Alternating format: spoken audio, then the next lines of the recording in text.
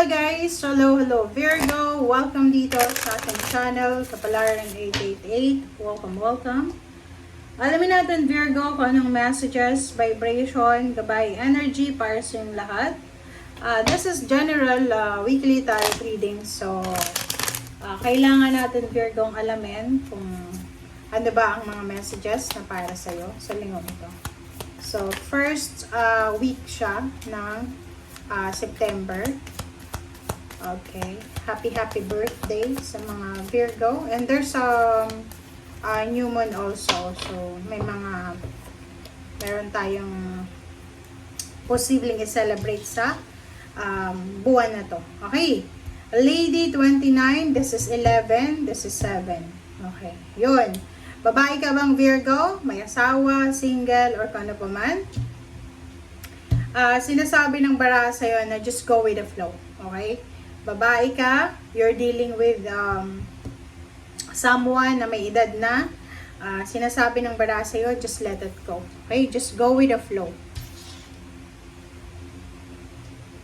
Okay.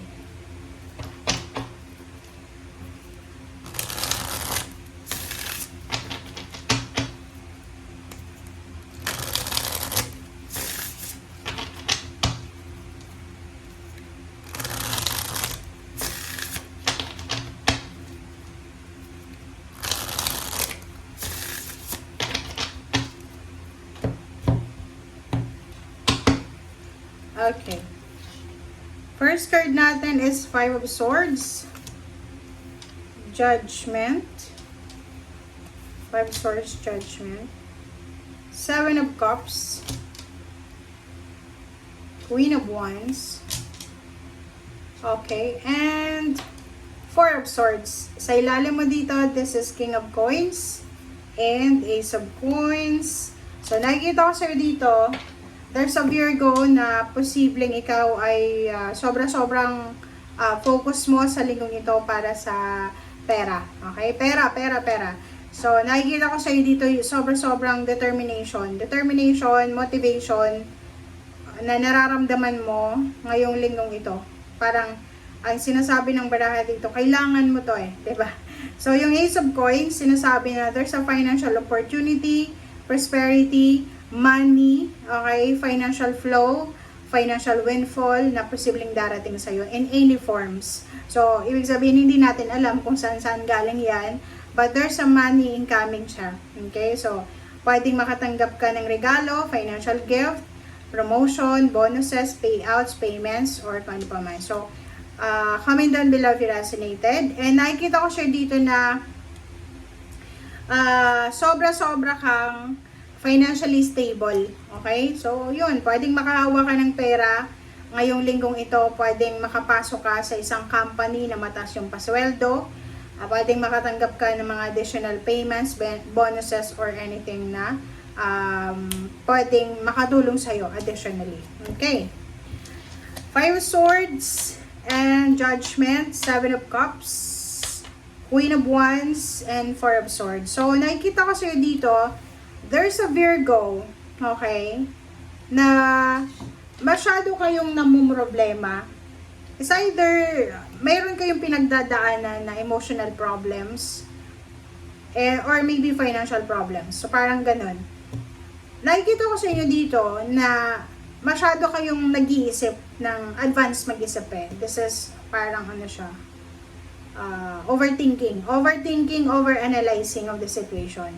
Parang gusto mong maging malaya sa relationship, gusto mong maging malaya sa araw-araw. Like, gusto mong magtrabaho.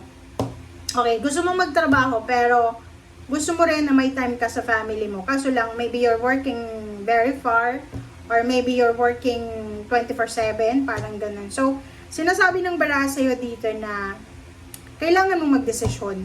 Okay? Huwag tayong anong tawag dito? Baka i-bash nyo ako, pero wag kang masyadong wag nyo akong i-bash kasi yung sinasabi dito ng bara, wag tayong masyadong entitled, wag tayong masyadong selfish, parang ganun. Kasi kung gusto mo na maayos ng pamilya, like financial para sa family mo, gusto mo ma-provide yung financial needs ng family mo, you need to decide. Kung gusto mo din na magkasama lang kayo ng pamilya nyo, pero wala naman kayong pera, maghihirap kayo sa buhay, you need to decide din. Kasi nasa iyo yun eh. There's a judgment here eh. Sinasabi, you need to self-evaluate. Okay? You need to self-evaluate. Kailangan mong i-evaluate yung situation. Alright? So, Five of Swords, and you need to, parang i-let go natin, i-sacrifice na natin, or i-surrender. Just let go kung ano yung mangyayari. Huwag nating kontrolin. Kasi parang nakikita ko, is either relationship ito, mag-asawa, mag-boyfriend, girlfriend, or maybe about job, na gusto mong kontrolin yung sitwasyon, which is wala kang control. Especially sa trabaho, if parang ka lang, empleyado, hindi ka naman may-ari ng company, wala kang control sa schedule mo, wala kang control sa kung ano yung sasabihin ng company, ito yung araw na papasok ka. Diba? So, yun. Five of Swords and Seven of Cups, sinasabi ng Baraseo dito na yun, tapusin na natin yung sobrang pag-a-analyze ng sitwasyon. Yun, self-evaluation, okay lang yun, i-evaluate mo yung sarili mo, but wag mag-stay ng 7 days na nag-i-evaluate ka pa rin. Okay? Free yourself from anything na nakaka-boring or nakaka-drain ng energy mo, ng utak mo. And there's a Four of Swords.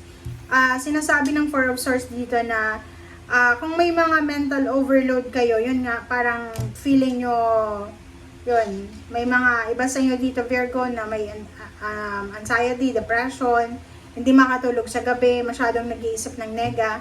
Kailangan yung i-release yung mga negativities na yan and drama sa buhay nyo. Okay? So, yun.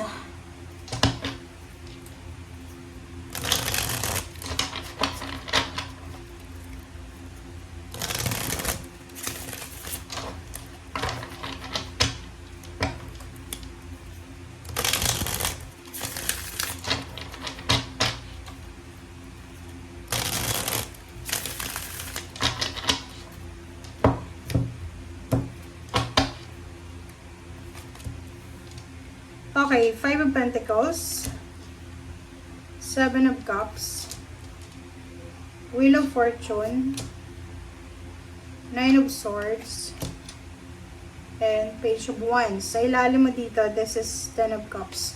So, yun. Sinasabi ng Baraseo dito, Virgo, na maybe you're not lucky sa relationship. Or sabihin na natin na maybe you have parang long-term problems sa relationship mo if you're married or in a relationship ka. But you are lucky sa pagkakaroon ng pamilya. Like, your family is supporting you or you have parang support system na pamilya.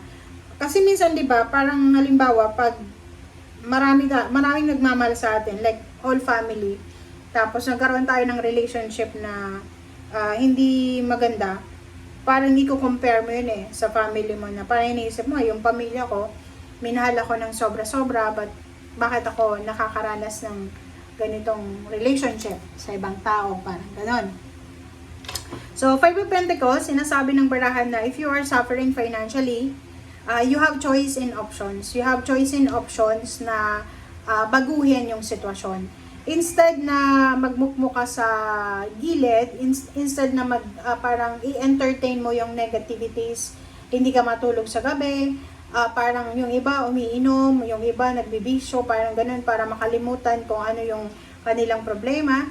Dito sinasabi na you have choice in options para mabago yung financial na situation mo, and mag-focus ka sa kung ano yung mangyayari sa future, wag sa ngayon. Okay? So, thank you guys for watching and see you again. Bye!